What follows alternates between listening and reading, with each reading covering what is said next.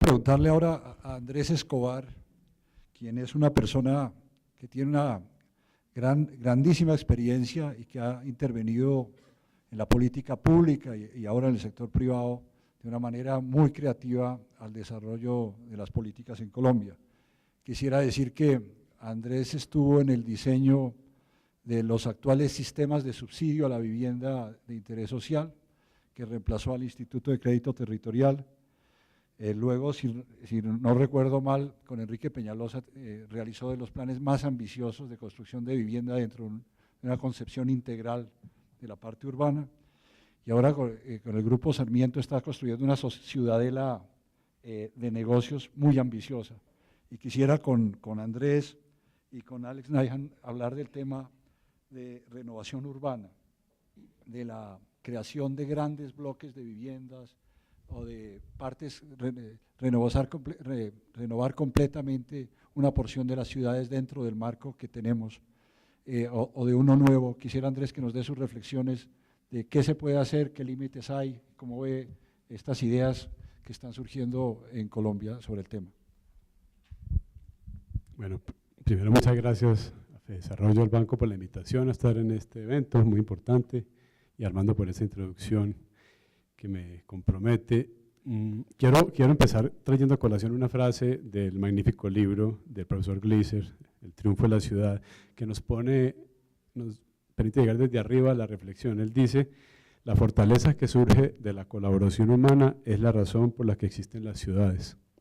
Nos juntamos en ciudades para colaborar, porque ahí surge eficiencia económica y surge mejores calidades de vida. La población de Estados Unidos está agrupada en grandes ciudades que ocupan solo el 2% del territorio, y él se pregunta por qué. Él se pregunta por qué están apiñados toda una proporción tan grande de la población en el 2% del territorio. Es porque allí surgen muchas fortalezas económicas y muchas posibilidades para el desarrollo humano. A medida que las ciudades crecen, hasta ahí la reflexión del profesor mal traducidas y explicadas seguramente, a medida que las ciudades crecen se va haciendo más importante que ellas sean capaces de renovar sus zonas. Crecer horizontalmente y expandirse es muy fácil, y es lo que naturalmente tienden a hacer las ciudades con una regular planificación y una regular fortaleza de gestión, porque es crecer sobre potreros, en predios grandes donde no hay,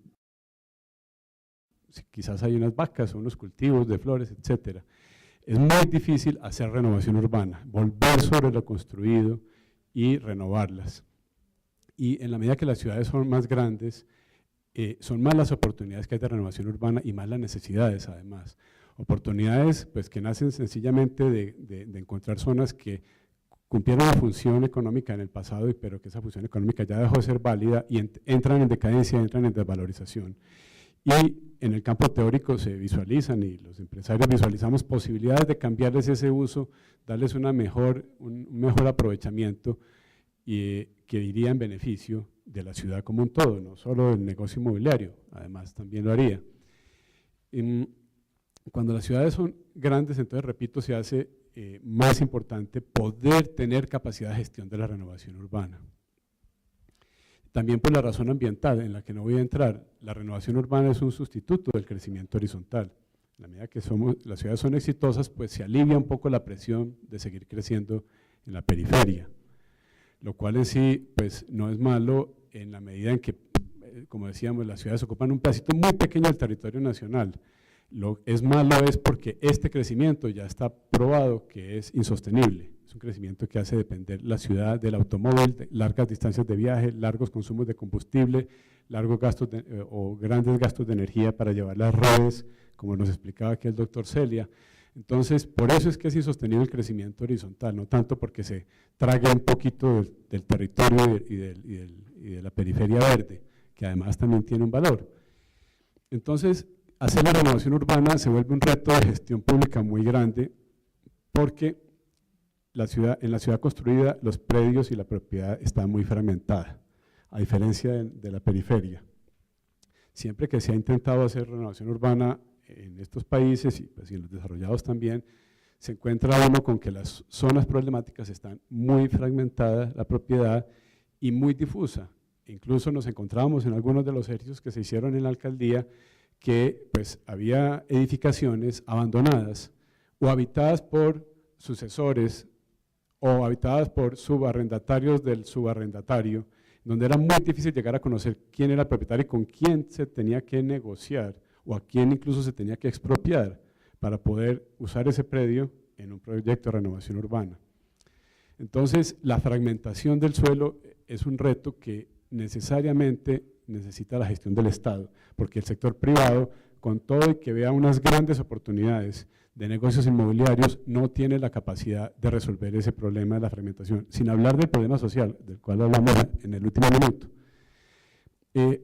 Porque un particular que entre a comprar una zona, los predios que la componen, pues posiblemente pueda avanzar fácilmente en las primeras compras, contando con el capital que eso requiere.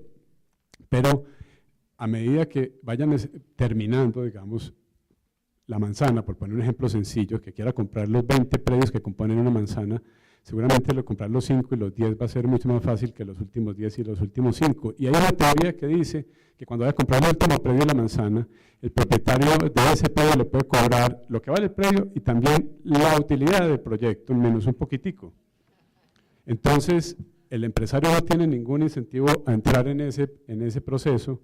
Es un proceso típicamente, el de consolidación del suelo, un proceso típicamente de gestión del Estado, que es el único que tiene la capacidad de reunir las voluntades de todos los propietarios en el tiempo y coercitivamente hacerlos entrar en una figura en donde con remuneración, con primas o sin primas, con incentivos tributarios, en fin, hay muchos mecanismos, todos concurran en el aporte de un suelo que ya perdió una vocación histórica y tiene una nueva, para que entre todos se cree ese gana-gana que surge de juntar esos terrenos y poder desarrollar una nueva función urbana en ese mismo sitio.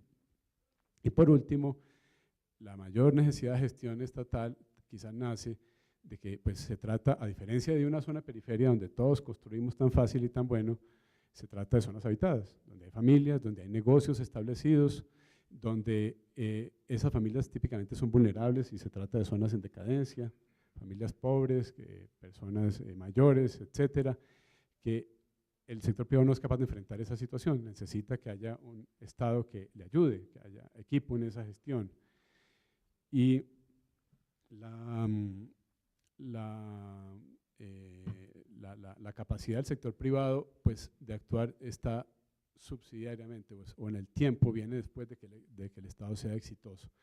Entonces yo creo que la situación de estas ciudades, como es el caso de Bogotá, que ya agotó su frontera además política y ya llegó al río y ya llegó a los cerros y aquí ya arriba no se puede hacer ni un metro más, demanda una conciencia muy grande de parte de todo el mundo en cuanto a que tiene que fortalecer su capacidad de gestión en materia de renovación urbana para darle esa vitalidad a esas zonas que entraron en decadencia y la ciudad cumpla su función, como nos lo decía el profesor Gleiser. La función de la ciudad es acercarnos. La proximidad genera economías, genera ganancias y genera aprendizajes, genera colaboración. En la medida que hay estas zonas que están muertas y que están estorbando, pues tenemos una gran oportunidad para aprovechar esa capacidad de la ciudad, pero siempre y cuando el Estado tenga una capacidad de gestión que hoy por hoy, pues las ciudades, por lo menos las colombianas y muchas latinoamericanas, no la han tenido. Muy bien.